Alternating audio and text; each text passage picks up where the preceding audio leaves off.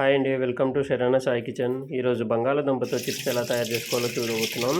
దానికి గాను బంగాళాదుంపని బాగా కడిగి పెట్టుకొని దాని మీద ఉన్న తోలుని తీసేయాలి. ఆ తర్వాత ఒక స్లైసర్ని తీసుకొని దాంతో బంగాళాదుంపని చిన్న చిన్న స్లైసెస్గా కట్ చేసుకోవాలి. మన చిప్స్ ఎలా వస్తాయి అలా.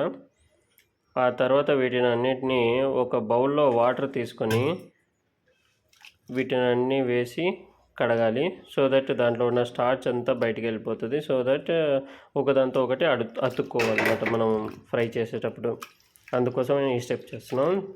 ఇలా అయిన తర్వాత వీటిలో ఉన్న వాటర్ని వంచేసి వీటిని బనీన్ క్లాత్ మీద కానీ కాటన్ క్లాత్ మీద కానీ వేసి డ్రై చేసుకోవాలి.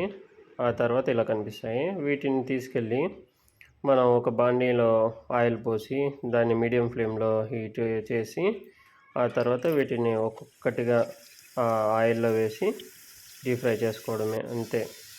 ఎంతో టేస్టీగా ఉండే మన చిప్స్, కరకరలాడే పొటాటో చిప్స్ రెడీ అయిపోతాయి, అంతే.